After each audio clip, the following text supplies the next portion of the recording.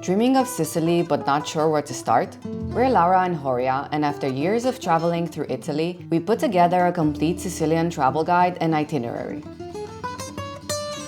You'll find everything you need in this video, from travel tips and top sites to the best beaches, where to stay, and of course, where to eat. By the end, you'll be able to plan a seamless and unforgettable trip through Sicily. Sicily is the largest island in the Mediterranean and a true melting pot of civilizations shaped over centuries by the Greeks, Romans, Arabs, Normans, and Spanish. What makes this island so special is its vibrant culture, remarkable architecture, incredible food, and some of the most beautiful beaches in Europe. Because Sicily is such a large and diverse island, feel free to adapt or split this itinerary if you prefer exploring at a slower pace.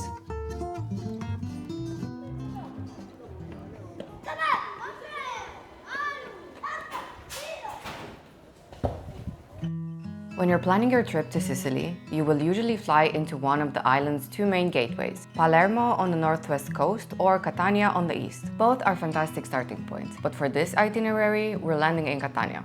After you land, grab your rental car and drive about 1 hour towards Syracuse. This will be our first home base, the perfect spot to explore the beautiful southeastern corner of Sicily. Syracuse was founded by the Greeks in the 8th century BC and quickly became one of the most powerful cities of the ancient Mediterranean. It's important to know the difference between Syracuse and Ortigia. Syracuse refers to the larger modern city, while Ortigia is the small historic island connected by a few bridges. After checking in, the first thing you'll probably want to do is to go get some food, and we know just the place. Down here in the southeast, the cuisine feels slightly lighter and more seafood and citrus focused than in other parts of Sicily. On your way to grab something to eat, as soon as you enter Ortigia, you'll walk straight past the Temple of Apollo.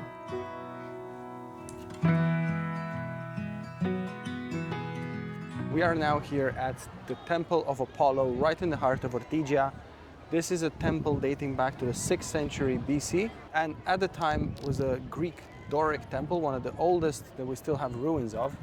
And over time, much like so many other places in Sicily, it was transformed into a mosque and then into a Norman church.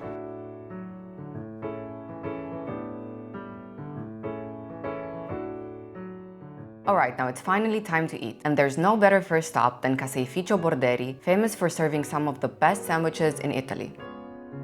The prices are surprisingly reasonable. We pay just €8 per sandwich, and they are genuinely huge. If you're planning to eat again later that day, one sandwich between two people is more than enough. We had the speciale, and they blowtorched the prosciutto right there before closing the sandwich, which gives it this delicious, rich, and smoky flavor.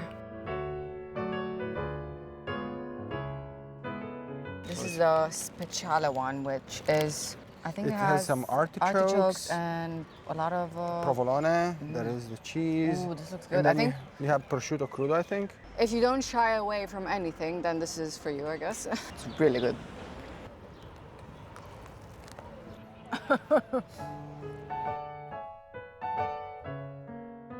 If you're in the mood for something different and you'd rather sit down properly, right next to Caseificio Borderi you'll find Fratelli Burgio. It's a very popular place and it's been featured in plenty of international publications, so expect it to be lively, especially around lunch and dinner. We went for a platter of Sicilian meats and cheeses, some caponata, local wine, a beer, and of course we had to finish with digestivi, a limoncello and a Sicilian favorite amara, made from blood oranges grown on the slopes of Mount Etna. Just along the same street, you'll also find the Ortigia market, which is perfect if you'd rather wander and snack as you go. Make sure you're not visiting the market on a Sunday as it's normally closed. Here you can browse stalls packed with local spices, fresh produce, and plenty of street food.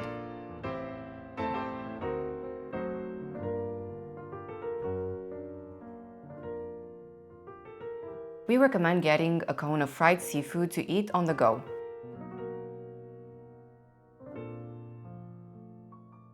Assuming you've eaten well, it's time to explore more of Ortigia.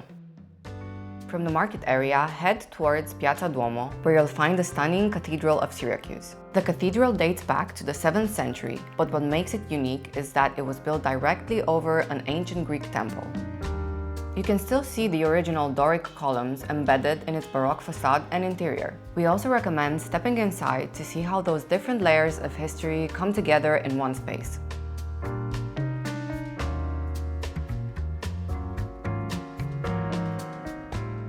Next up, head just a few steps away to Fonte Aretusa. It's a natural freshwater spring right by the sea, linked to the Greek myth of the nymph Aretusa, and it's one of the very few places in Europe where papyrus grows naturally.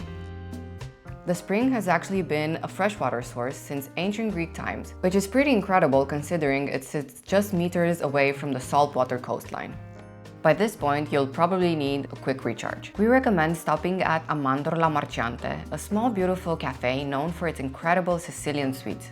Order a coffee, just an espresso at this hour, not a cappuccino, and pick a few things to share.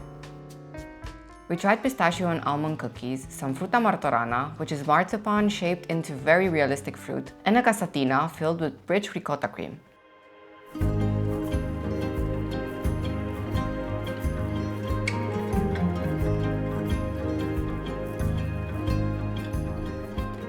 One of our favorite things we did in Ortigia was seeing the island from the water on a boat tour around the coastline. In 2025, we paid around 20 euros per person, and for an hour, it was such a good experience. At one point, you literally have to crouch under a very low bridge, and then you're out on the clear turquoise waters with the old city behind you.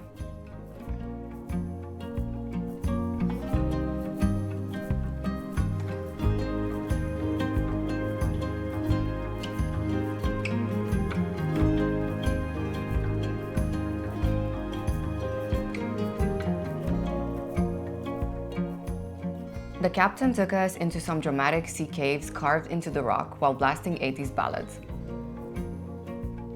There are swimming stops too, so you can jump in and cool off if you want. Just make sure you book in advance, especially in high season. We'll leave the link to the Get Your Guide experience in the description box. After the boat ride ends, sunset is just around the corner, so we recommend heading to Caleido, a chic little restaurant and cocktail bar with open views over the main port of Syracuse.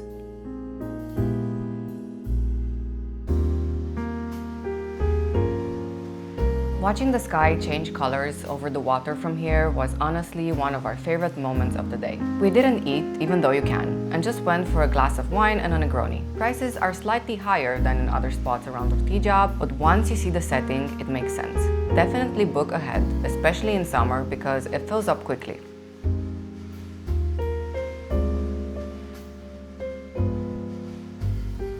For dinner, we've got a few good options that we'll list in the description, but one place we really recommend is Sapori e Amori. It's located in the main part of Syracuse, so you'll need to walk back over the bridge from Ortigia. The restaurant feels properly local, simple and welcoming, and the owner was incredibly warm. I had swordfish with grilled vegetables, and Horia tried the local pasta alla siracusana with anchovies, capers, olives, tomatoes, and pecorino. Very comforting and full of flavor.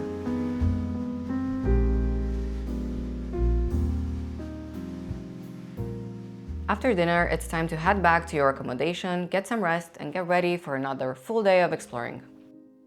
It's now your second day in Sicily, which means it's time for your first proper Sicilian breakfast. We really recommend heading to Pasticceria Artale, set on one of Ortigia's most beautiful pedestrian streets. If you can, grab a table outside and then step in to order at the counter like the locals do. We each had a granita, one pistachio and one almond, plus a soft brioche, which is traditionally eaten alongside it. And honestly, after later trying granita all over Sicily, this one stayed in our top favorites.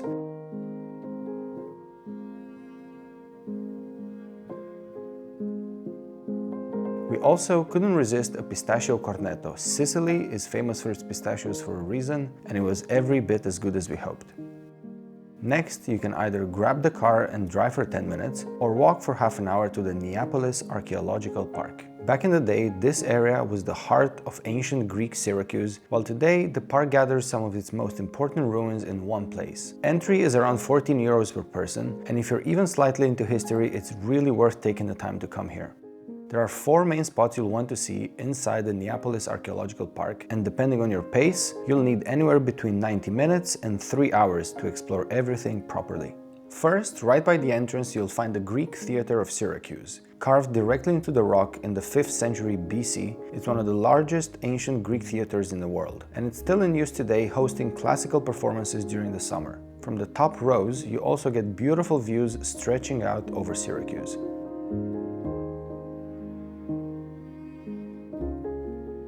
Next, walk through a small shaded garden area towards the Ear of Dionysius. This is a dramatic limestone cave about 23 meters high, famous for its incredible acoustics. Even a whisper inside can echo loudly through the chamber. Legend says the tyrant Dionysius used it to eavesdrop on prisoners. From there, follow the quieter paths to the Roman amphitheater of Syracuse, built in Roman times and once used for gladiator fights and public spectacles, a reminder that the city continued to thrive long after the Greek period. On your way out, you'll pass the Altar of Hieron II, a massive 3rd century BC sacrificial altar that was once used for large public ceremonies. One important tip, try to visit earlier in the day. There's a lot of open space, very little shade, and it gets extremely hot, especially in summer. Bring water, and a hat is a very good idea. By the time you finish at the Neapolis Archaeological Park, it'll almost be lunchtime, so let's head back to Ortigia.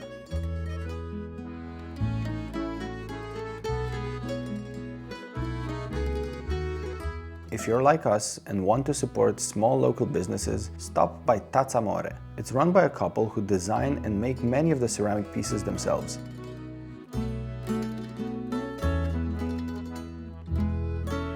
We picked up a small handmade coffee cup, and honestly, after watching our footage back, we kind of regret not buying more. Once you're done shopping, it's time for lunch. We had a great experience at Noto's Bistro, sitting outside on a narrow little street. The food was delicious, well priced, and the service was genuinely warm, a really solid spot for a relaxed midday break.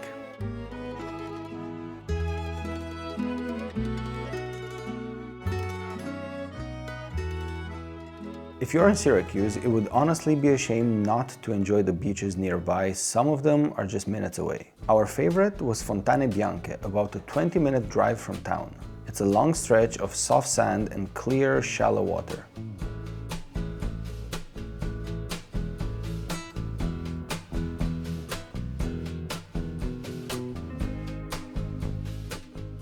We rented sunbeds and finally relaxed properly. We were there in mid-May, so the sea was still a bit cold for a full swim, but even just dipping our ankles and enjoying the sun felt perfect.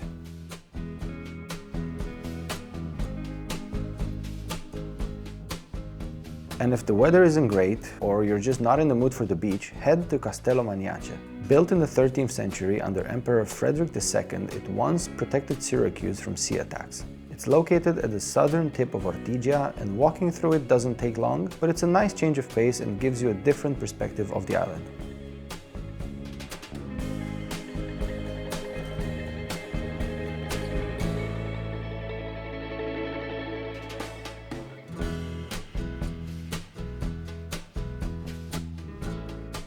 It's almost aperitivo time, and after trying a few different spots, here are our top 3. First, on a narrow side street, you'll find Biblios, where we actually went twice. We tried their Aperol Spritz, an Amara Spritz, and a couple of local wines, all very good and fairly priced. Not far from there is Cortile Verga, set inside a beautiful palace courtyard.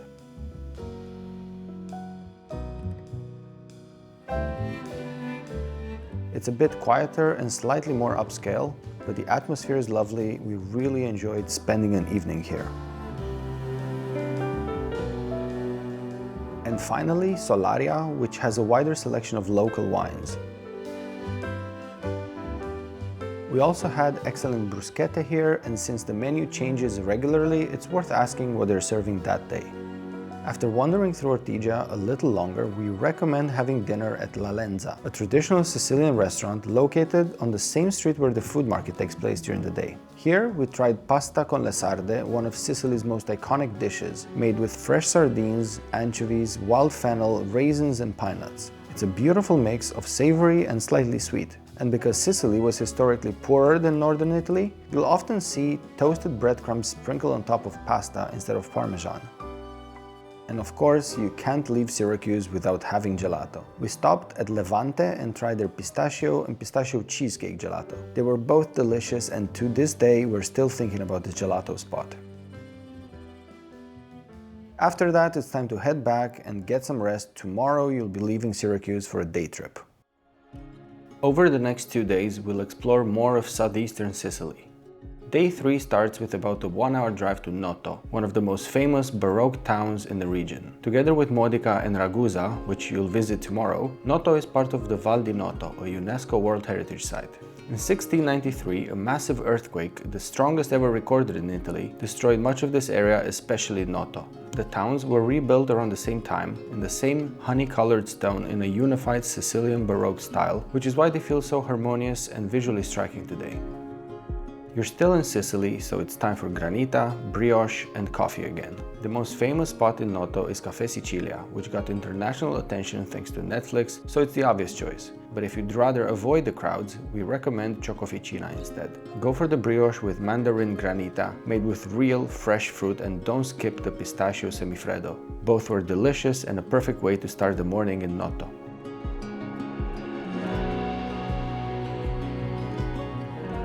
It's time to explore Noto a little more. The main attraction here is the impressive Noto Cathedral, a masterpiece of Sicilian Baroque architecture.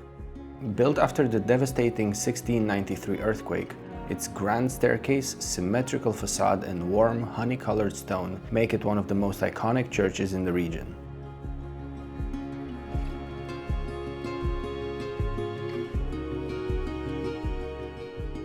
After that, just wander. The old town streets are elegant and very pedestrian-friendly, lined with Baroque palaces and balconies. And make sure to look out for the beautifully colored stairs around town, they make for great photo spots.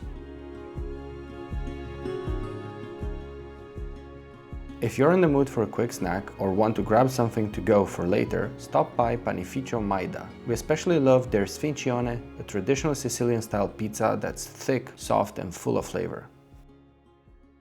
For your next activity, you've got 2 great options: wine tasting or beach time. Sicily is one of Italy's largest wine regions, producing as much wine as Australia and Chile combined. We visited Planeta Buonivini, a beautiful, secluded estate surrounded by vineyards with excellent wines. One small tip though, when doing wine tastings in Sicily, we'd usually skip the food pairings as they can be quite overpriced compared to just focusing on the wine itself. If you'd rather spend the afternoon by the sea, this area has some incredible beaches. Here are our top 3. First, San Lorenzo Beach, a short drive from Noto. This was honestly one of the largest and most impressive beaches we saw in Sicily, wide, sandy, and with clear turquoise water. We booked sunbeds at the Lido and just relaxed for the afternoon. We went in the second half of May, so it was still fairly quiet, but in high season it gets super busy, so definitely book ahead. Second, Lido di Noto, only about 5 minutes from Noto. It's a popular resort-style beach area with plenty of lidos to choose from. We stopped by Sunset Beach later in the day, had a couple of drinks, and enjoyed the relaxed walk along the beach.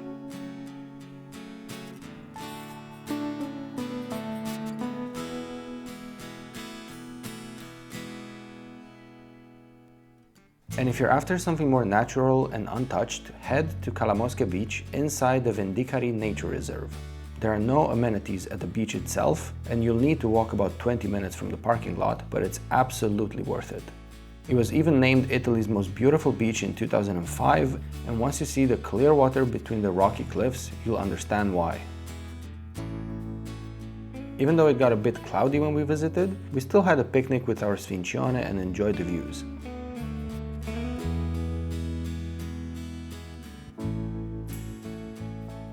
After your beach time or wine tasting, take a short drive to Marzamemi, a tiny fishing village with one of the most colorful piazzas in the region.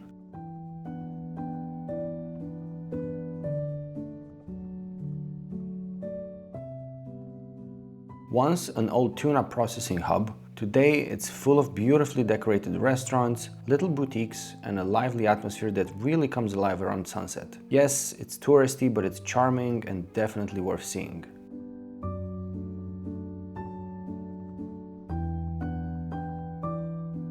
Make sure to step into Campisi, set inside the former tuna warehouse. They sell local tuna in jars and tins along with other Sicilian products, and the space itself just looks very authentic and full of character.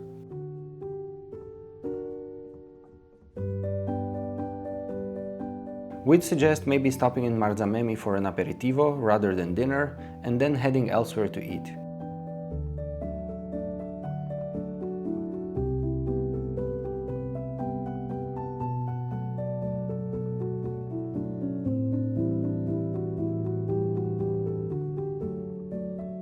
On our way back towards Syracuse, we found La Corte del Sole, part of a boutique hotel with beautiful terrace seating overlooking the countryside. It honestly gave us slight Tuscany vibes, especially at sunset, which is spectacular here.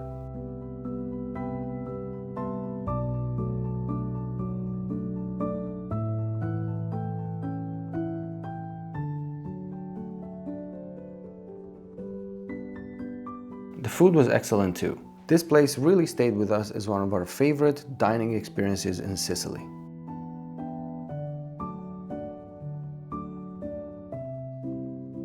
After dinner, head back and rest. Tomorrow you've got another full day trip ahead. If you're enjoying the video, please consider becoming a member of our channel, as that helps us deliver more videos like this one. On your fourth day, you'll be visiting Ragusa and Modica, the other two Baroque gems of Val di Noto. After about an hour's drive from Syracuse, you'll arrive in Ragusa, a town famously split in two after the 1693 earthquake, with the older part rebuilt below and the newer one above. Start by exploring Ragusa Ibla, the historic heart of the city. In the main piazza, you'll be greeted by the impressive Duomo di San Giorgio, one of the finest examples of Sicilian Baroque. Its dramatic staircase and curved facade dominate the square and make it the clear focal point of Ragusa Ibla. We usually avoid cafes in the main square, but Alborgo looked like a great option. So we sat down for coffee, brioche, and our very first lemon granita. After wandering uphill through the narrow streets for a few more minutes, head to La Terrazza dell'Orologio, a bar and restaurant with a terrace offering sweeping views over Ragusa and the surrounding countryside. Easily one of the best viewpoints in town.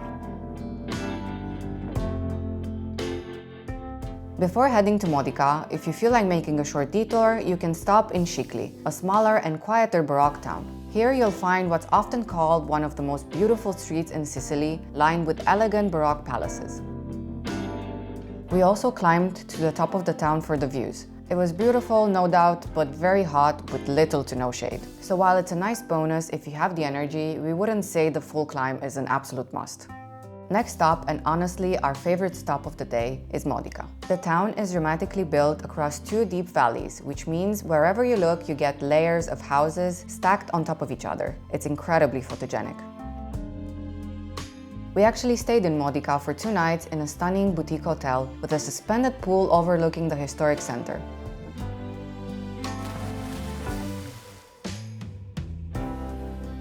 If you have extra time, Modica is a fantastic place to spend a bit more time in.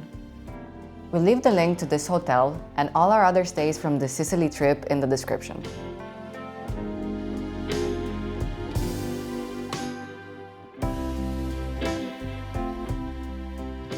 For a quick and authentic bite, stop by Anciminata. It has a 5-star rating on Google and it's easy to see why. Simple, delicious sandwiches done properly.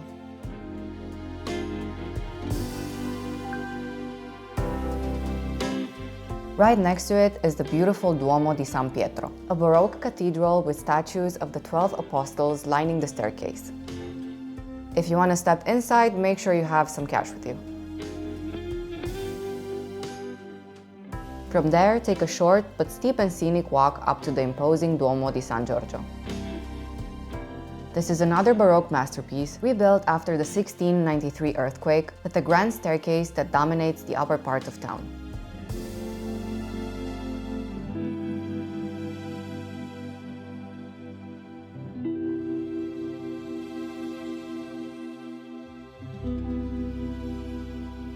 And of course, Modica is famous for its unique chocolate, and there's no better place to try it than Sabadì, located right next to the Duomo di San Giorgio. What makes Modica chocolate different is how it's made, an old Aztec-inspired method that uses low temperatures and doesn't melt the sugar, so the chocolate keeps its crunchy texture and bold flavor.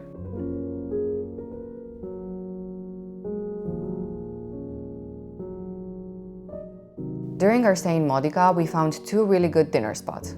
First, Quello Buono, where the owner was incredibly friendly and convinced us to order way more food than we needed. Everything was delicious, especially the giant cannolo filled with caponata and the pizza with anchovies. We loved it, but we did end up taking leftovers with us.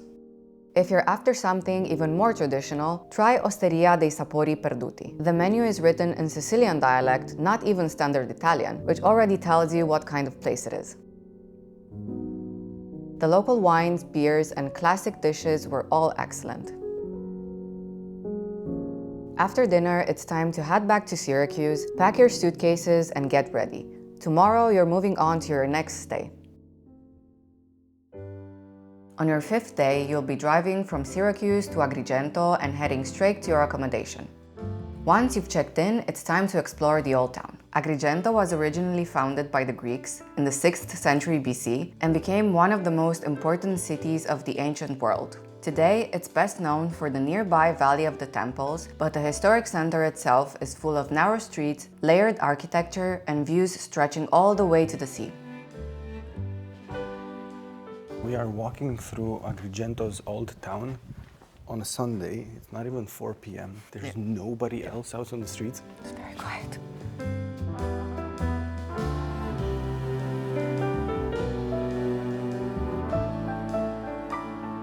I'm loving towns that are layered like this, and you see the multiple levels. Look how pretty this is. We're going down there where the bottom street is. That's the Via Atenea, the main street of the town.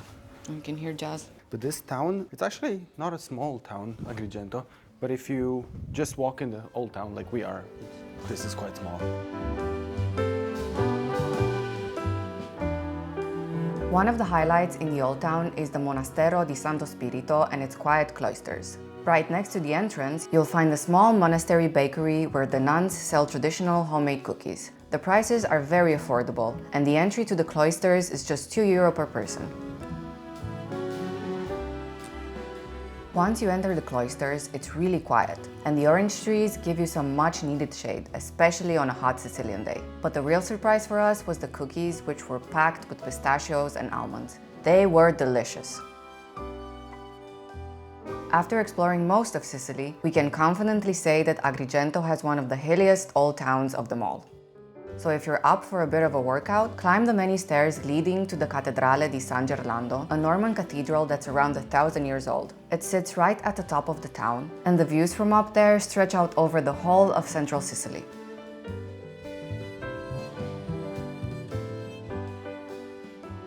A short drive from Agrigento takes you to Siculiana Marina Beach, one of the most impressive beaches in the whole of Sicily. We were a bit unlucky, it rained before we arrived, so most of the beach bars were closed and we didn't get the full sunny experience.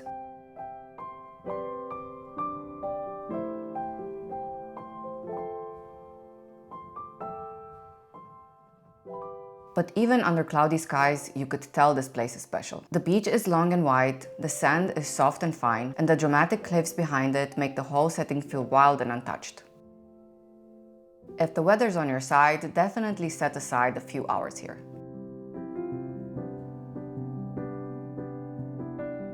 On your sixth day, wake up early and head straight to the Valley of the Temples, which opens at 8:30 a.m. Arriving early makes a big difference. Fewer crowds, no long entrance queues, and much cooler temperatures. The Valley of the Temples is one of the most important archaeological sites, home to a remarkable collection of well-preserved ancient Greek temples dating back to the 5th century BC. Parking was easy and affordable. We paid just €3.30. The temples are laid out along roughly a 2-kilometer straight line, so instead of walking uphill in the heat, we took a taxi from the parking area to the far entrance and then walked downhill back through the site. There are usually taxis waiting near the parking lot. It's about €3 per person, and make sure you have cash with you. We recommend buying your tickets to the Valley of the Temples online. It saves you time at the entrance. You'll just need to pass the security check and you're in.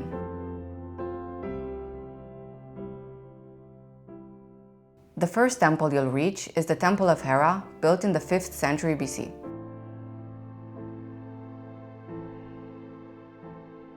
Parts of it were burned during the Carthaginian attack around the year 400 BC, and you can still see traces of fire damage on the stone. From here, you get sweeping views across the valley, including the Temple of Concordia, the best preserved temple in the entire complex. Built around 440 BC, it survived so well largely because it was later converted into a Christian church, which helped protect its structure over the centuries.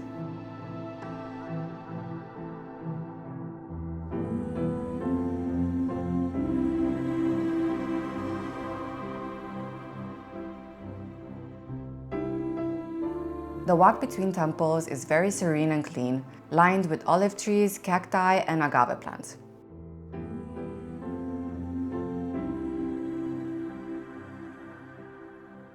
As you make your way towards the exit, you'll pass the Temple of Hercules, the oldest temple in the valley, dating back to the late 6th century BC.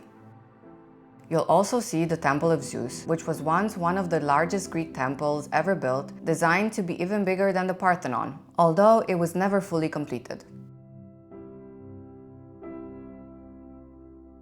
One important tip: avoid visiting in strong midday sun if you can. It gets really hot out there and there's very little shade along the way. Just a short drive from the Valley of Temples, we recommend stopping for lunch at Il Re di Girgenti. It's set right near the entrance to the site and it has beautiful views looking back towards the temples. The atmosphere is a bit more upscale but not pretentious or overpriced. The dishes felt more modern compared to what we ate so far in Sicily, but everything we had was delicious. It's time for one of the highlights of this entire Sicily itinerary, Scala dei Turchi, just a short drive from Agrigento, and one of the main reasons people travel to southern Sicily. Parking at Scala dei Turchi was a bit more complicated than we expected. Most likely, you'll need to use one of the private parking lots off the main road and pay somewhere between 5 and 10 euros. We are just arriving at Scala dei Turchi, which is Turkish steps. This beautiful, natural rock formation in white limestone. It looks incredible. We'll get there in a moment, but we are starting at a sort of lounge beach bar. It's a bit complicated to figure out parking in here. In the end, we ended up paying 6 euros for a couple of hours of parking. From up top, this place looks incredible. The water is so crystal blue, and from where this beach bar is set, you can actually walk on the beach all the way to the Turkish steps. I'm actually quite excited. I've first seen this spot on social media maybe like 10 years ago. We first stopped for a drink at Lounge Bar Scala dei Turchi, a beautiful and very popular beach bar, especially during high season. You could easily spend half a day here just relaxing by the sea.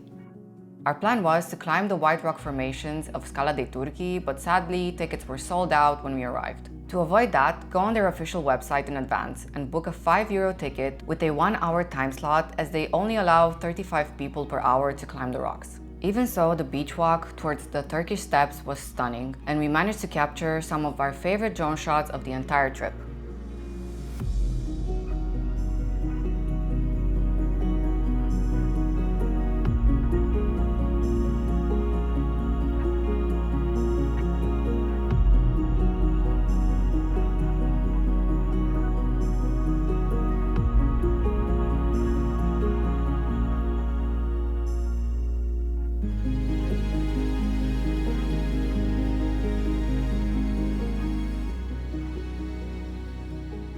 There's also a fantastic viewpoint just off the main road overlooking Scala dei Turchi. In the afternoon, especially around sunset, the light hits the white cliffs directly and it looks incredible. This was one of the absolute highlights of our time in Sicily.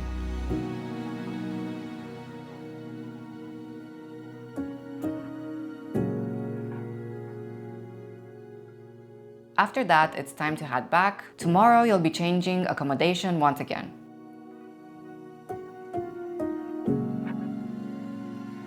Day 7 is partly a travel day, as you'll be moving from southern Sicily to the western side of the island. Western Sicily is known for its beautiful beaches, colorful salt pans where you can sometimes spot flamingos, and charming fishing towns. The drive from Agrigento to Castellammare del Golfo takes about 2 hours, and this will be your base for the next 3 nights.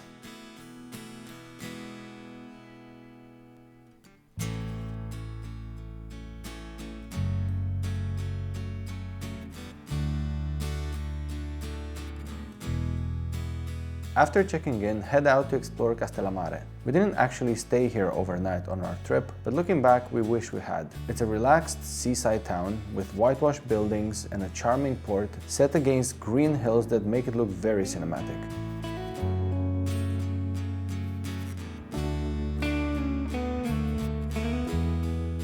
We found a lovely family-run restaurant where we enjoyed fresh local seafood, exactly what this town is known for.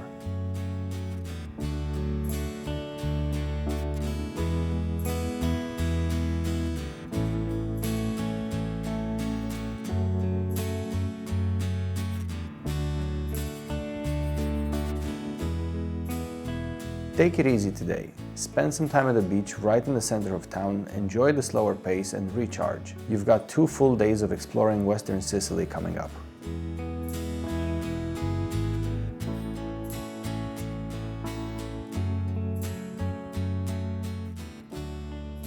Start your next day with a less than an hour drive to Erice, a 3,000-year-old town sitting about 750 meters above sea level on Mount Etna, overlooking Trapani and the famous salt pans. Visiting Erice was by far one of our favorite days in Sicily. We had a great time walking the medieval streets and enjoying the incredible views. There are 2 ways to get up to Erice. First, you can take the cable car from the bottom of the mountain, with a round-trip ticket costing €11 per person and taking about 10 minutes. We chose the other option, to drive instead. There are plenty of parking spaces in Erice itself, and if you're visiting in the shoulder season or off-season, parking is often free. First stop is Castello di Venere, a 12th century Norman castle built on the site of the ancient Temple of Venus, which once made Erice a major religious center in the Mediterranean. From up here, you get sweeping views over Trapani, the coastline and the salt pans below. On a clear day, you can even see Favignana and the other Egadian islands.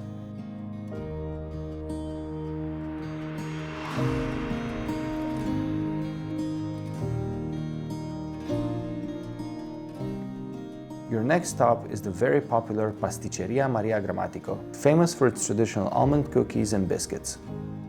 We picked up a box of 8 different cookies for just €6. There's also a quiet inner garden where we sat and actually had the whole place to ourselves.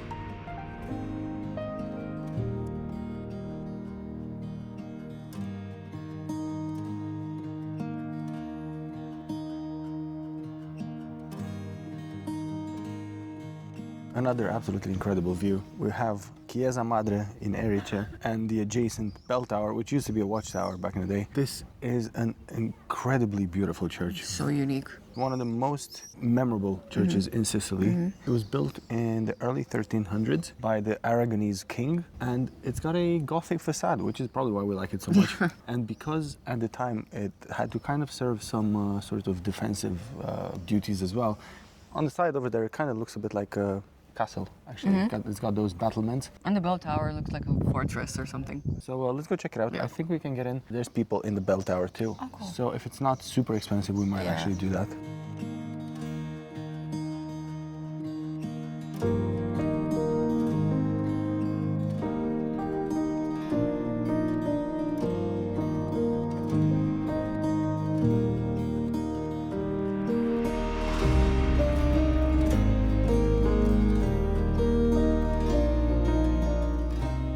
We also stopped at Gusto il Panino to get a sandwich, and it was really good, very flavorful and filled with local ingredients.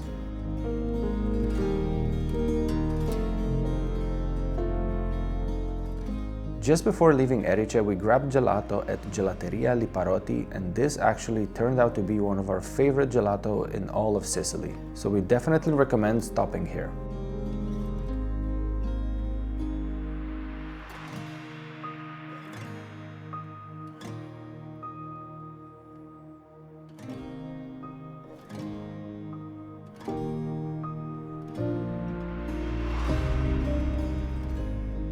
Next, you'll be heading right at the foot of Mount Erice to Trapani. The town of Trapani is the main gateway to the Aegean Islands, including Favignana, making it a key departure point for island hopping.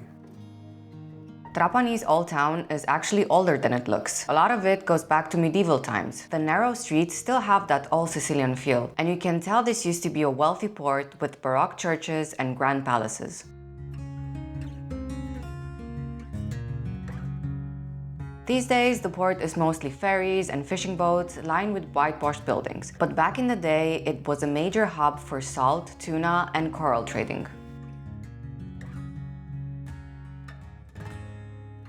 The Lungomare runs right along the edge of Trapani's old town, and the beaches here actually look surprisingly inviting. We visited at the end of May, and there were already plenty of people swimming and sunbathing.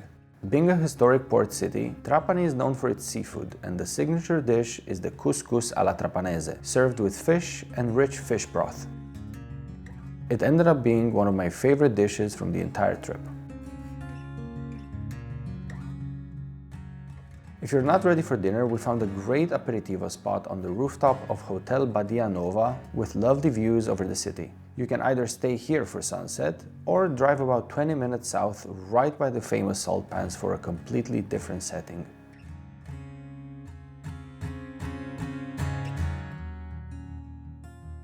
Peola Stagnone is an outdoor lounge-style wine bar set among vineyards overlooking the salt pans. The setting is peaceful with relaxed music, rustic seating, and plenty of space to enjoy the views over a picnic.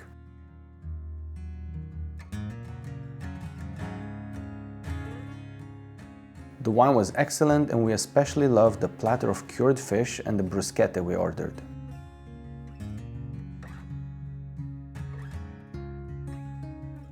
We're not sure if it's the salt pans reflecting the light or just the open landscape, but sunsets in this part of Sicily feel particularly magical.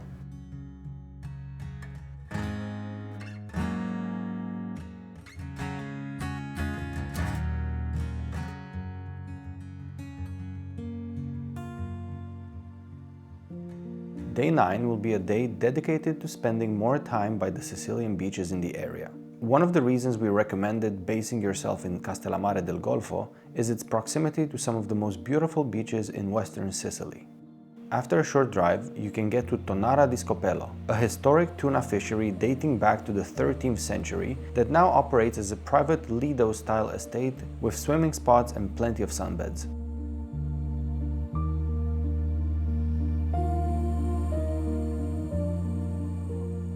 Parking here costs around €10 for the day, and in 2025 the entrance fee was €15 per person as it's a private property. When we arrived, it was closing for a private event, but since the entry isn't cheap, we'd recommend planning to spend at least half a day here if you visit.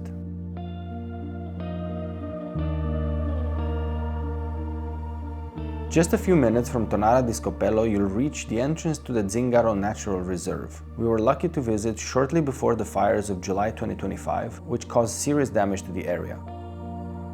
Since then, both the reserve and the Tonnara have been closed, with plans to reopen for the 2026 season, but check the latest updates before planning your visit. Parking was €10 for the day, and in 2025 the entrance ticket to the reserve was about €5 per person. The reserve follows a long coastal trail with several coves and beaches along the way.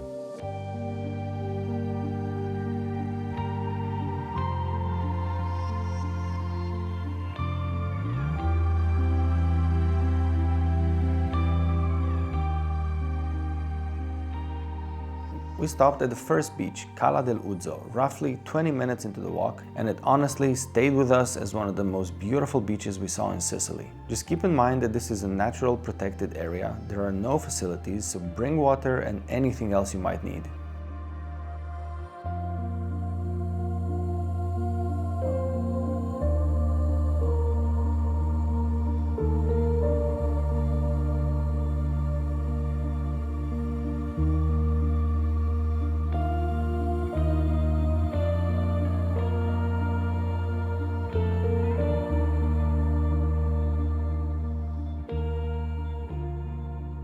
To reach the next beach option, you'll drive about 45 minutes, and it's one of the most scenic routes in western Sicily. You'll arrive in San Vito Lo Capo, a well-known resort town famous for its wide sandy beach and clear shallow water. If your main goal in Sicily is beach time, San Vito is a great place to base yourself for a few days. It's relaxed, easy to navigate and very family friendly. We chose Gruppo M Beach, the best rated Lido open at the time. These Lidos are fairly simple, but you can get drinks from cafes across the street and use their facilities too.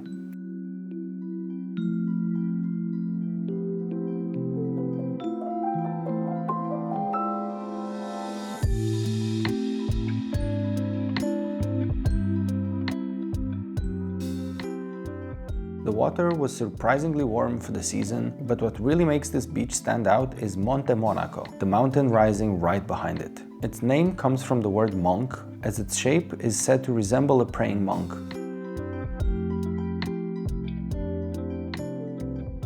If you're spending more than a few days in this part of Sicily, consider a short visit down south to Marsala or take a boat to the Aegean Islands, including Favignana, for a day trip. Your next day begins with a 1-hour drive from Castellammare del Golfo to Palermo as you make your way towards Sicily's vibrant capital. Hey guys, and welcome to the capital of Sicily, Palermo. Palermo was founded almost 3,000 years ago, and since then it's been ruled by Romans, Arabs, Normans, Italians and Spanish, making it one of the most multicultural cities in Europe. It's located right between the mountains and the sea, having access to some of the most amazing beaches, making it the perfect destination whether you're looking for an urban destination or a seaside one. In Palermo you'll find baroque churches next to graffiti-covered alleys. You'll find these ancient palaces right next to a very chaotic street life. But it's actually exactly that gives Palermo its unforgettable soul. You okay? First, head to one of Palermo's 2 main food markets. If you prefer something slightly calmer, where you can actually sit down, go to Mercato del Capo.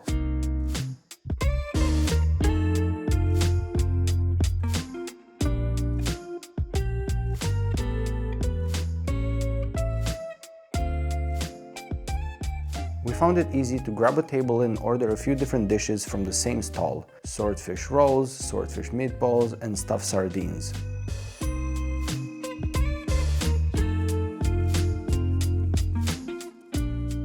I also tried stigiola, which is grilled lamb intestine with spring onion. It tasted better than expected, but it is quite chewy and rich.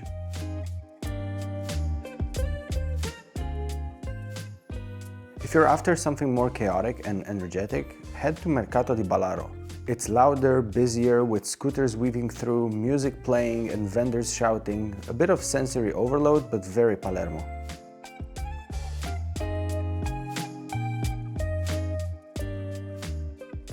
Here we tried a sandwich with beef spleen, local arancini and our favorite of all, sfincione, the soft, fluffy, local-style pizza that was genuinely excellent.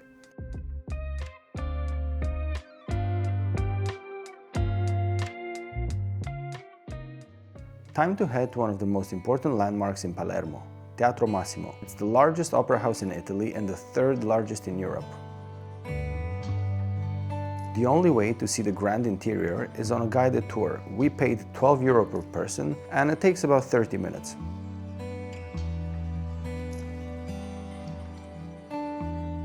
We don't usually do guided visits like this, but this one was actually short, informative and very interesting. Scenes from the 3rd Godfather movie and The White Lotus were also filmed here.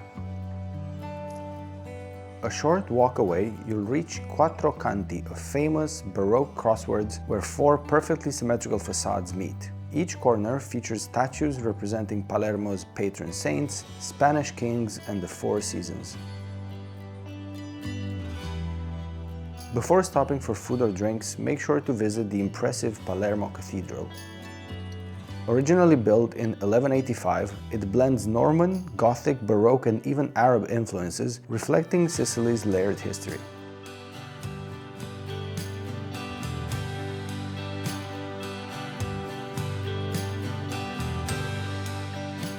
The garden in front feels almost tropical, but the highlight for us was the rooftop. Entry for the rooftop was €7 per person and the panoramic views over Palermo and the surrounding mountains were absolutely beautiful.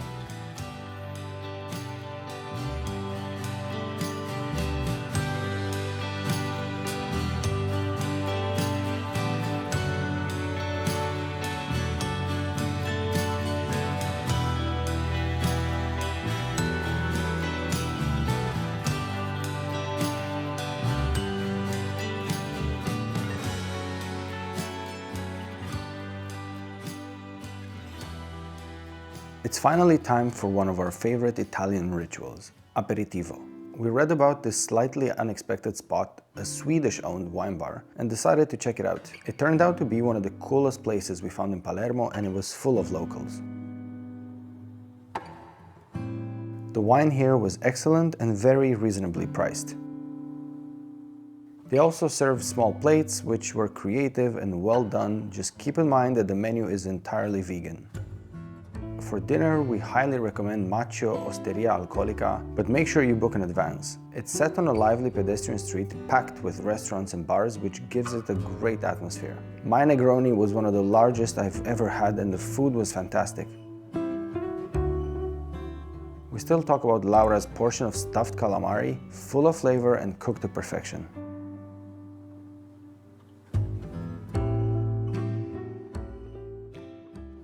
Start your next day with a short 20-minute journey from central Palermo to the famous Mondello Beach. Set in one of the city's most affluent areas, the beach is known for its shallow turquoise water and the dramatic backdrop of Monte Pellegrino rising behind it. About half of the beach is organized into lidos, where you can rent sunbeds and umbrellas and have easy access to facilities and a bar. The rest is public and free to use. We paid around 15 euros per person for a sunbed, but in peak season, prices can go up to 30 euros. It's absolutely worth spending a few hours here, as it's easily one of the most beautiful and accessible beaches near Palermo.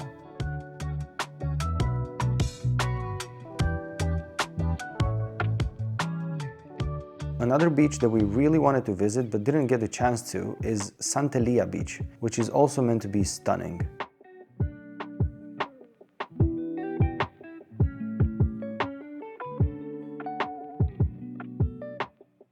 After the beach, head back into central Palermo, as it should be about lunchtime now, and we have two great recommendations for you. First, La Maiolica, where we had two generous sandwiches packed with mortadella, stracciatella and pistachio for only 5 euros each.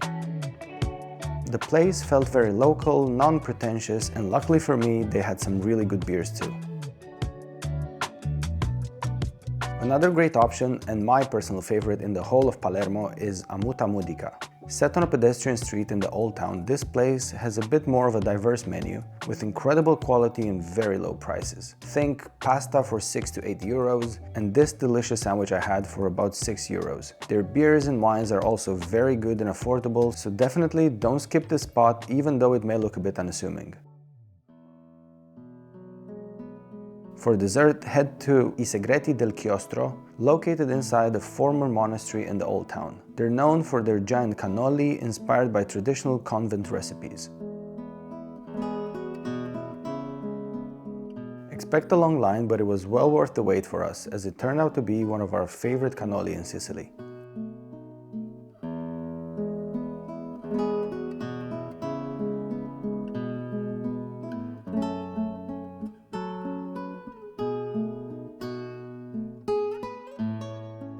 For your final cultural stop in Palermo, don't skip Palazzo dei Normanni. It's one of the oldest royal palaces in Europe and was once the seat of the kings of Sicily. Inside, you'll find the extraordinary Cappella Palatina, an intricate Arab-Norman wooden ceiling, easily one of the most impressive interiors in Sicily. As always, remember that you can find the link to all these attractions and experiences in the description of our video. If there's one bar you shouldn't miss in Palermo, it's Dal Barone. Make sure to contact them before going, as it's very popular. There is some indoor seating, but the real experience is sitting outside on the street with small tables set along the pavement, perfect for people watching. We had aperitivo cocktails, wine, and a platter of cured meats, cheeses, and bruschette. It was one of the highlights of our Sicily trip, and we can't wait to go back. Not long after we posted our Palermo video featuring this spot, even Dua Lipa shared some photos from here. Coincidence? Maybe. Tomorrow you'll be leaving Palermo, so you can either head back and pack, or if you still have the energy, visit Vucciria Market. By day, it's a traditional market, but in the evening it turns into a lively street scene with music, dancing, and affordable drinks.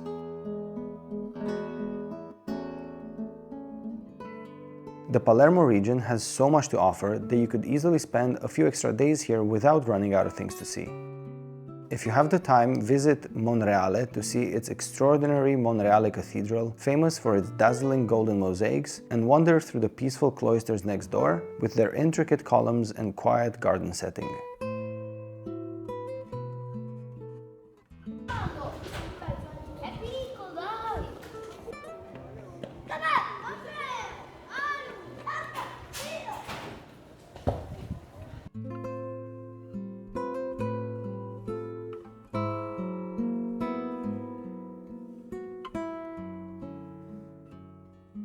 Not far away is Borgo Parini, a small hamlet with colorful houses and whimsical architecture that feels almost surreal.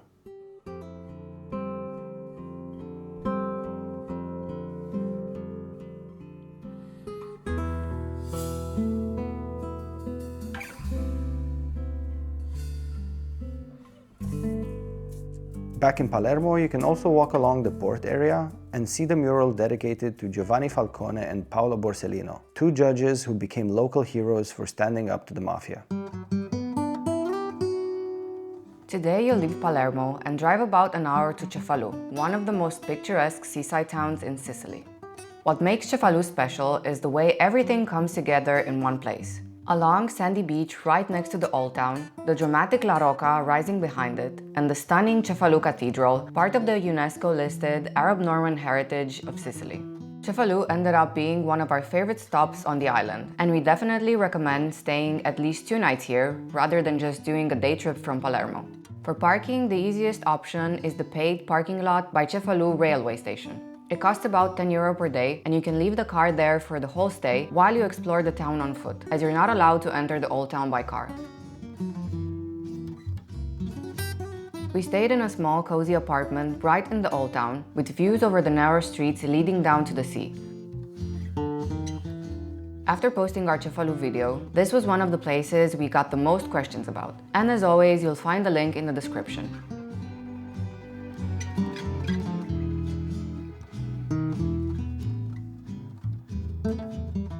First thing we recommend is simply wandering through the old town of Cefalù.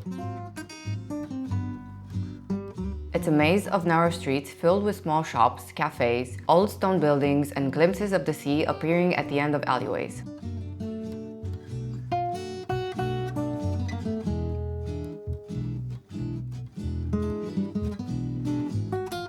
Cefalù has 2 main beaches, and we recommend visiting one each day. Start by walking along the lungomare and book a sunbed for the following morning, as they tend to go quickly. We paid about €20 for 2 people for sunbeds and umbrella for the whole day, but there's also plenty of space on the public beach if you prefer. After that, head back into the old town and stop by Sapori di Sicilia to grab a sandwich with fresh local ingredients.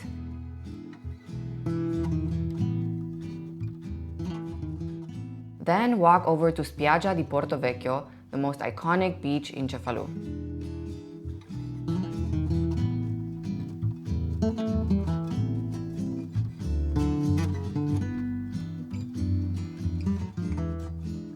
Sunbeds here can only be reserved for the morning, so in the afternoon you can usually find one without booking. The water is calm and turquoise, and the beach has a lively, almost nostalgic atmosphere, with people jumping into the sea and fishing boats anchored nearby.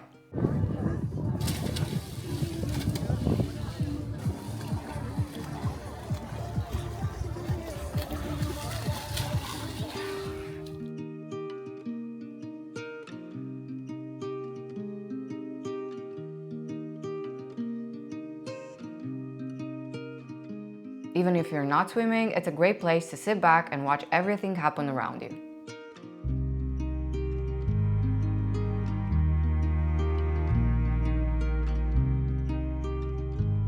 For your first evening in Cefalù, there are 2 great options for sunset aperitivo. The first is Bordomari Sea Lounge, which has a deck of tables overlooking the sea and the sunset. You can't reserve here, so you'll need to arrive a bit early or get lucky. For us, it ended up being one of the most memorable sunsets of the entire trip, great drinks and a really romantic atmosphere.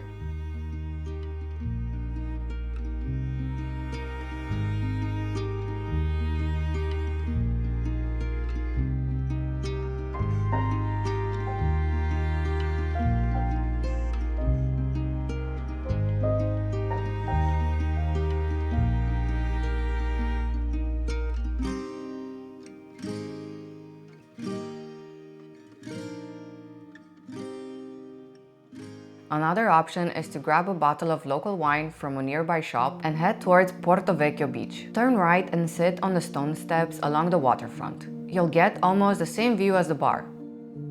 It's a popular spot at sunset, and the atmosphere here is always magical.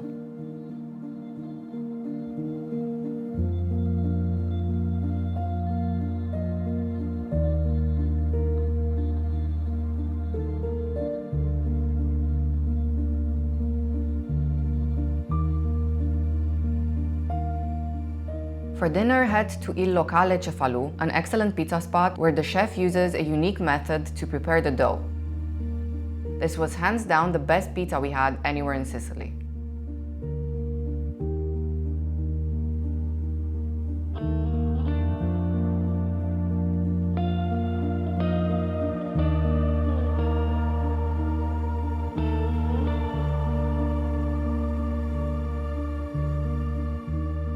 On your final day in Cefalù, wake up a bit earlier and head up to La Rocca for a short hike to the top of the rock that towers above the town. From there, you'll get some of the best views over Cefalù, the coastline, and the rooftops of the old town below. Good morning. We are now hiking up La Rocca, which is this massive rock that towers Cefalù. We will be exploring some ancient temples and we will have some beautiful views from up top.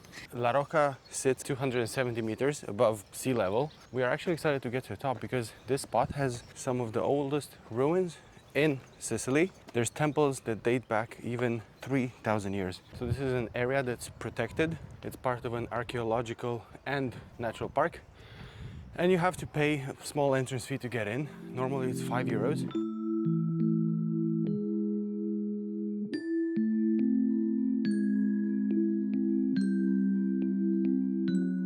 The walk to the first viewpoint, about halfway up La Rocca, is fairly easy with a well-maintained path.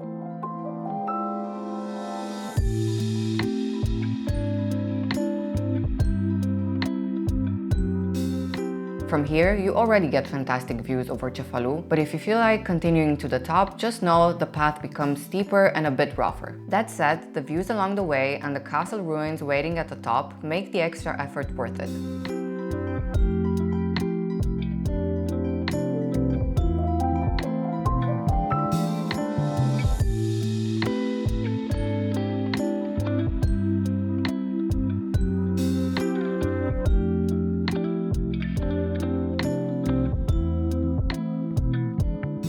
After heading back down, walk along the Lungomare and stop at Fuda, a simple little spot on a side street where you can get very good food at reasonable prices. Then it's time for one of the highlights of Cefalù, relaxing at the beach. Head to the Lido where you booked your sunbed along the main beach. The water here is shallow and usually warm, and the whole atmosphere here is calm and easygoing.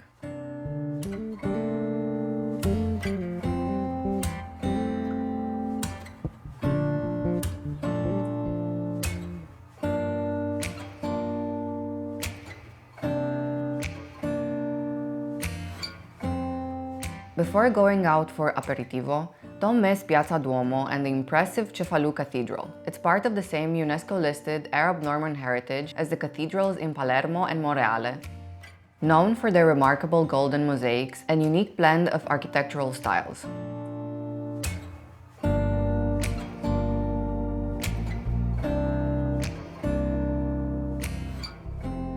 For your final sunset in Cefalù, we saved the best spot for last. This is one place you'll need to plan ahead for. Call at least a week in advance and reserve a table at Enoteca Le Petit Tonneau. The reason is simple. There are only 3 tables on a small balcony overlooking the sea. It's an intimate setting with great food, friendly service, and incredible views.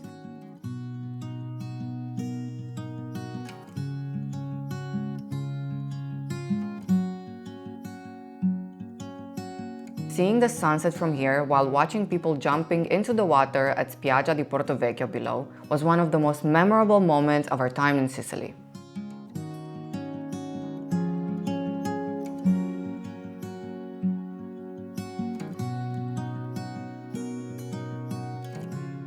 Before leaving Cefalù, make sure to stop by Sapori di Sale for gelato. We went multiple times and tried several flavors. Every single one was excellent. Then it's time to head back to the apartment and pack up, because tomorrow you'll be driving back to where this whole trip started, Catania. We recommend driving straight to Catania airport to return your rental car, as you won't need it anymore. From there, head into Catania, check into your accommodation, and start exploring the city. Hey guys, and welcome to Catania. This is Sicily's second largest city and the biggest town close to Europe's largest volcano, right here at the foot of Mount Etna. Behind us you can see the main Duomo of Catania, where we'll be going a bit later. But for now we are in Piazza del Duomo, and behind us you can see the symbol of the town. That is an elephant dating back to Roman times, made out of black lava stone. So a big part of Catania's old town was built atop layers and layers of ancient lava. And also the town was almost completely destroyed in 1693, much like the whole of southeast Sicily, like Noto and the other towns that have been rebuilt in the Sicilian baroque style. We only just arrived in Catania, and I'm sorry, but I'm hungry. We gotta eat something. And it's full on sun here, so we wanna go get some shade.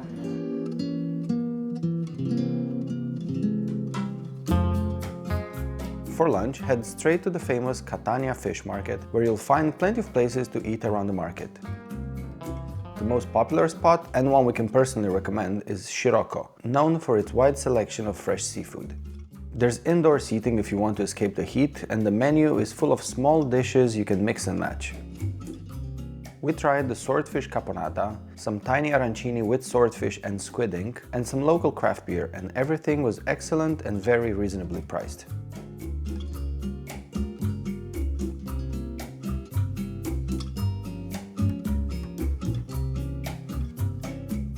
After lunch, walk along Via Etnea, the main street running through Catania. On a clear day, you get a perfectly straight view of Mount Etna at the end of the street, which looks almost surreal.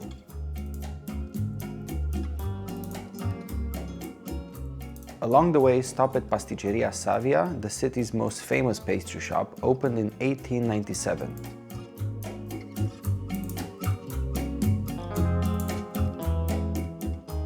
We had a delicious pistachio pastry, a cannolo, and some much-needed espresso.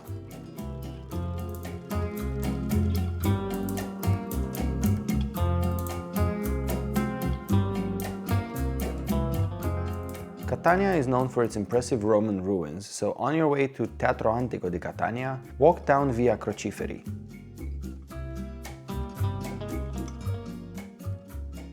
Famous for its baroque churches, most of which were rebuilt after the devastating 1693 Sicily earthquake, this is one of the most beautiful streets in the city.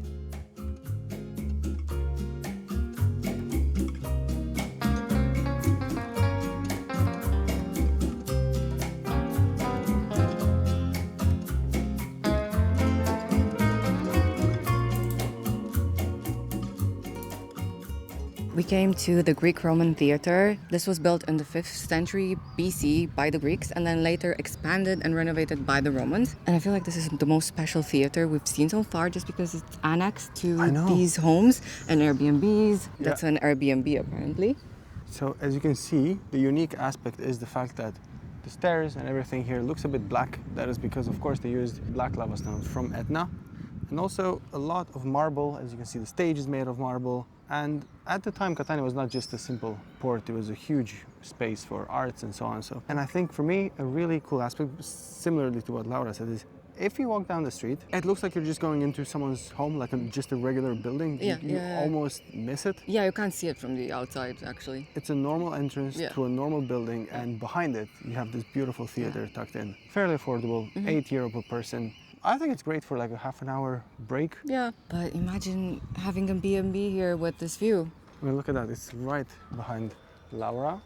There's a couple on the terrace. Yes, the building with the ivy. It's a really nice place. Yeah, and it's not large, so it doesn't take a lot to walk around.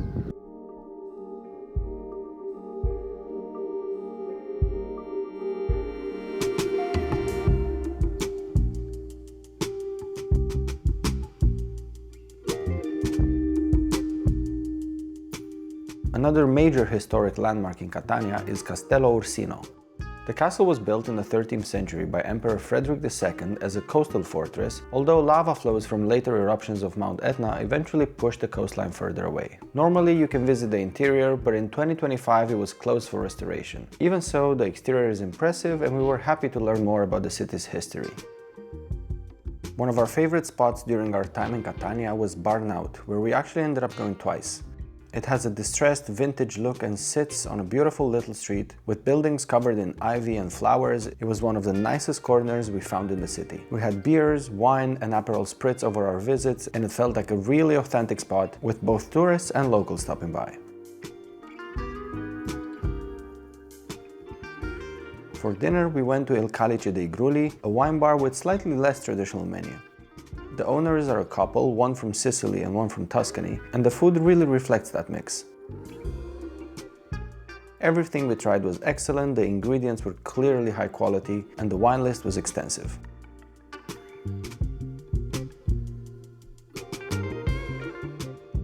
On your second day in Catania, you'll need to wake up a bit earlier than usual, as the first half of the day is dedicated to exploring Mount Etna, the volcano that has shaped much of Sicily's landscape and history.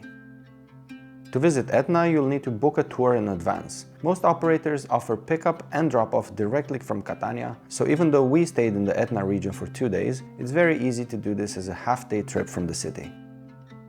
As you drive towards the meeting point near Mount Etna, you'll start noticing the landscape change quite dramatically. The roadside becomes lined with dark volcanic soil and old lava fields, with patches of wild plants and flowers that thrive in this unusual environment. At the meeting point, you'll find several wooden huts where you can grab coffee, snacks, and even rent equipment if needed. Depending on the tour you book, the amount of hiking will vary. In our case, the 4x4 vehicle did most of the climb, so we only rented hiking boots, which were very affordable at around €7 per person for the day.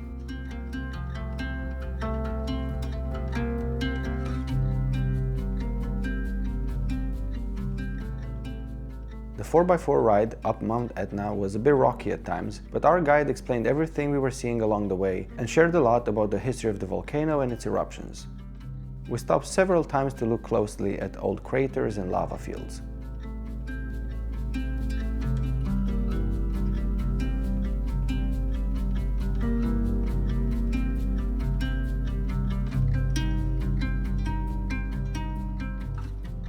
Because there had been an eruption just 4 days before our visit, the tour only went up to about 2,800 meters instead of closer to 3,000.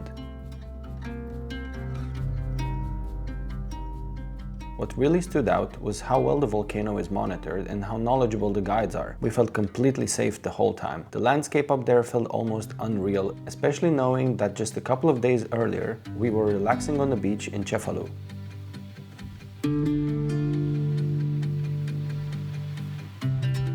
Overall, the whole experience lasted a little over 3 hours and the pace was calm and relaxed. It ended up being a very enjoyable tour.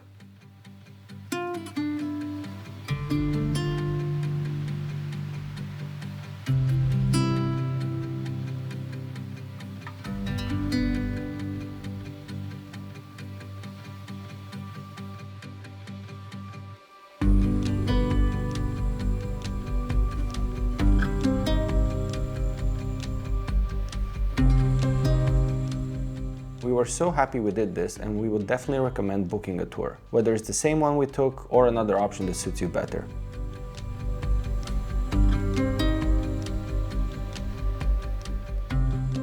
You'll be dropped back in Catania, and by this point you'll probably be very hungry, so here are 2 great lunch spots. The first is Trattoria del Cavaliere, one of the best known places in town. This is a great spot to try the local pasta alla norma, which was only about €6, and some delicious seafood. We also had a 500 ml carafe of house wine for just €3.50. The menu also includes some more unusual options, including several dishes made with horse meat, which is actually quite traditional here in Catania. Since it's a very popular spot and can fill up quickly, a great alternative nearby is Vermouth, set on a beautiful pedestrian street.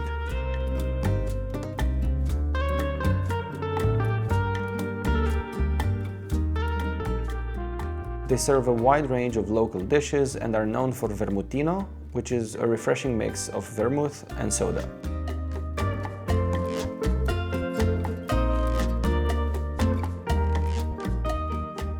With Catania being so close to Bronte, where some of the world's best pistachios are grown, we highly recommend stopping at Bruntisi, a small bakery in the Old Town that specializes in pistachio desserts. We tried the pistachio tiramisu and it was excellent, and we would definitely go back and try a few other things too.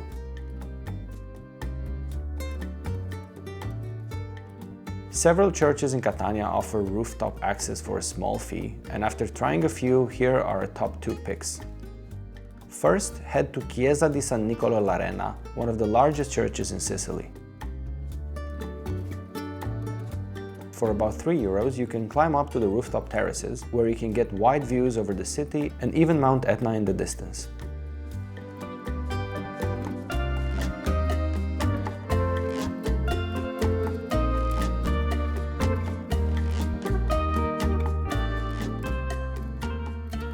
Your other option is heading to Piazza del Duomo, the main square of Catania. Here you'll find the Cattedrale di Sant'Agata, the city's main cathedral. It's worth stepping inside to see the interior, and you can also visit the crypt below, where parts of the ancient Roman baths are still visible. However, for rooftop views, cross the street to Chiesa della Badia di Sant'Agata, where you can access the rooftop terraces for about €7 per person. From here, the main cathedral looks particularly impressive, and you can also get clear views of the coastline and Mount Etna.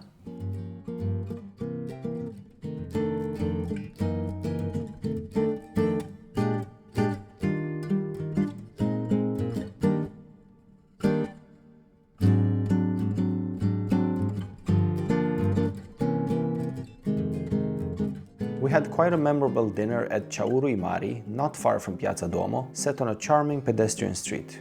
The atmosphere is relaxed and romantic, and they specialize in seafood, so as expected, the food was delicious.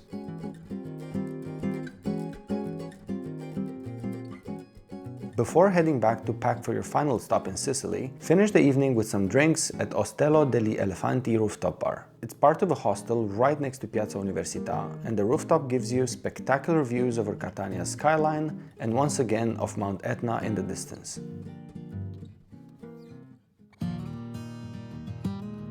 Today you'll head towards Taormina, the jewel of Sicily. The town was originally founded by the Greeks and sits on a hillside terrace overlooking the sea, with dramatic views of Mount Etna in the distance. Its elegant old town, filled with narrow streets, stone buildings, and flower-covered balconies, gives Taormina a very distinctive and refined feel. Taormina is also one of the most exclusive and expensive towns in Sicily, and the accommodation prices definitely reflect that. Because of this, we chose to rent a small one-bedroom apartment right on the edge of the historic center. It had a fully equipped kitchen, which can be very useful if you want to save a bit of money by not eating out for every meal.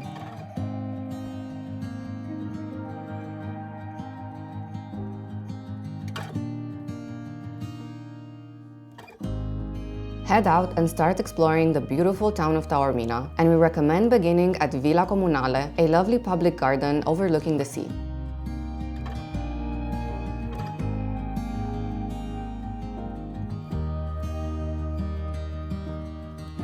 The park is filled with vibrant plants, quiet pathways, and some unusual Victorian-style pavilions, making it a perfect place for a relaxed walk in the shade if you're trying to escape the Sicilian heat.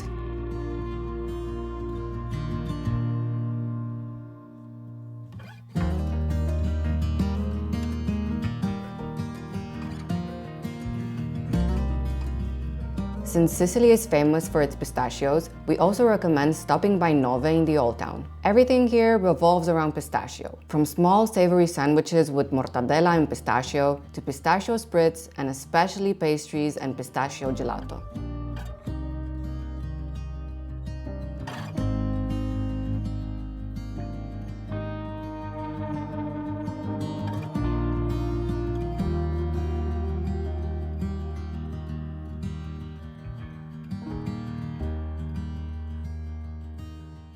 Since Taormina sits high above the coast, you'll need to take the cable car down to the beaches below.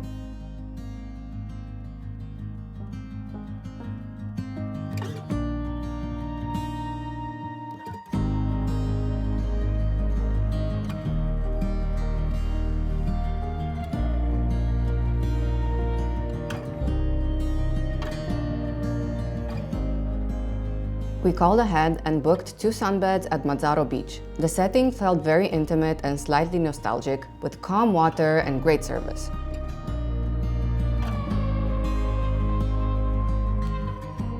It was also the most expensive beach day we had in Sicily, about €30 per person for a sunbed and umbrella. The other, more famous option nearby is Isola Bella, a small island connected to the shore by a narrow strip of sand. It's one of the most photographed spots in Sicily. We didn't go there that day because we knew we'd be seeing it up close the following morning on a boat tour around the island.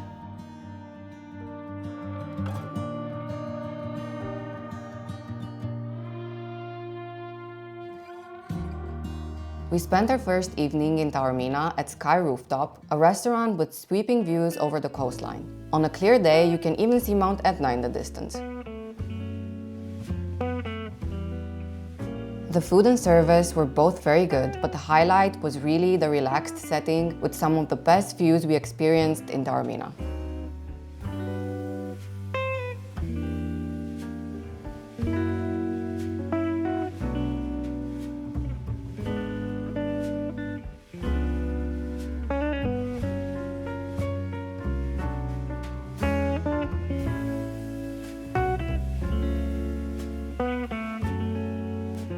This is your final full day in Sicily, so start it the proper way, with a classic Sicilian breakfast, a coffee and granita at the now world-famous Bam Bar.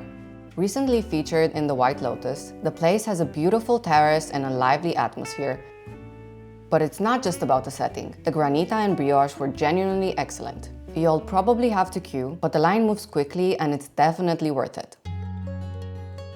Next comes one of the most memorable parts of the day, a boat ride around the coastline of Taormina and Isola Bella. We booked our tour only a couple of days in advance in June, but in peak season it's best to plan ahead.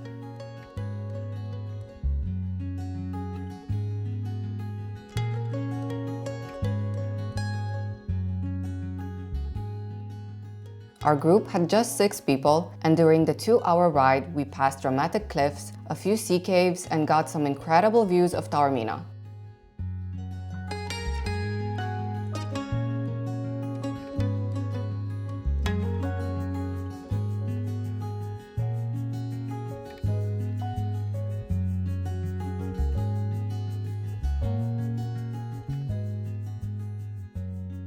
We also stopped near Isola Bella for a swim, while the captain prepared a few nibbles and a glass of Prosecco.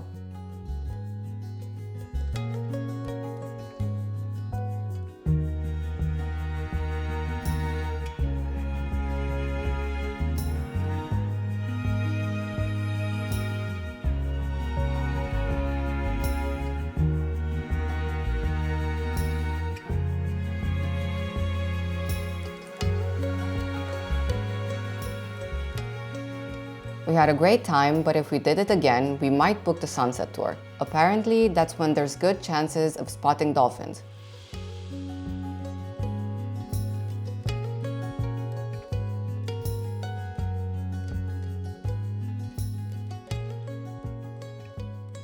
By the time we got back up to Taormina, it was already lunchtime, so we stopped at Caffè Forestiero for some simple scrambled eggs and coffee. It's also a great spot to sit for a while and do some people watching.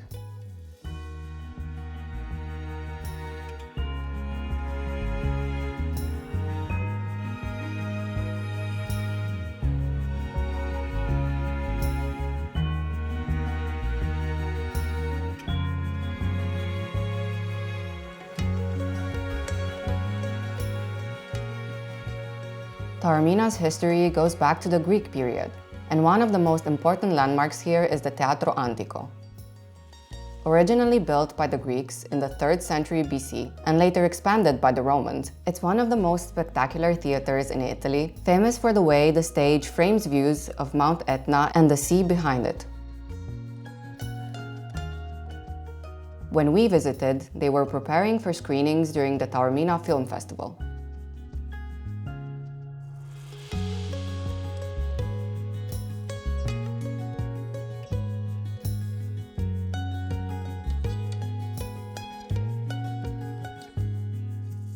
all over Sicily, but mainly around Taormina, you will see these big ceramic heads, very dramatic looking, sometimes with crowns over their heads. They are called teste di Moro, heads of Moorish people. There's actually a really cool legend about them. So these teste di Moro are planters, and the legend says that about 1,000 years ago, when Sicily was under Arab occupation, there was this Moorish man who fell in love with a woman from Palermo, and they fell madly in love and had this passionate, romantic relationship.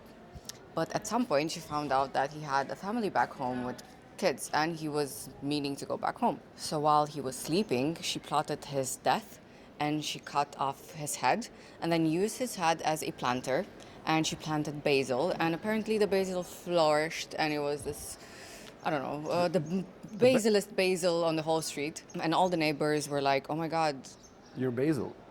what's up with this basil?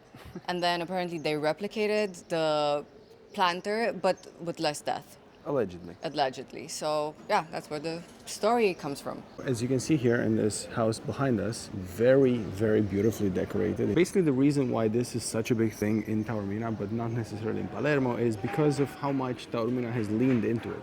Because of how beautiful the design of these planters is, and also how expensive they are. Because Yeah. we've seen these in markets, and they cost anywhere between a few €100 to a few €1,000. Like the really big ones would be a couple of €1,000.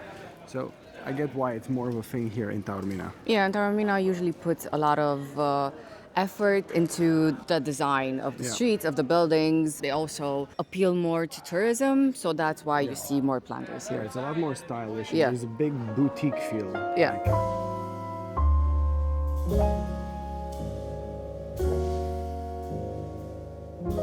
As big fans of the White Lotus, we also couldn't miss visiting the San Domenico Palace, the Four Seasons Hotel in Taormina. The easiest way to experience it is by booking a cocktail around sunset.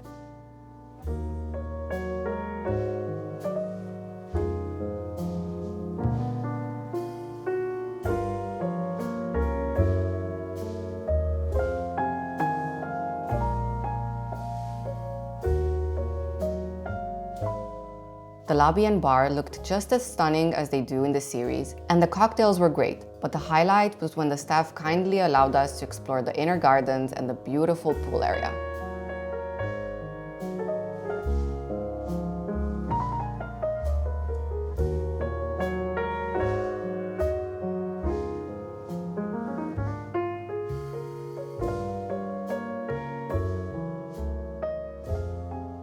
Since the film festival was happening during our stay in Taormina, the town was much busier than usual, and finding a table for dinner turned out to be quite difficult, even though we had a few great restaurants in mind. So instead, we went for something quick and easy and stopped by Da Cristina, a very popular and unpretentious spot known for its delicious pizza al taglio. It ended up being a great way to finish our time in Taormina, and we were pleasantly surprised that even in a town known for its luxury, you can still find simple, genuinely local places like this.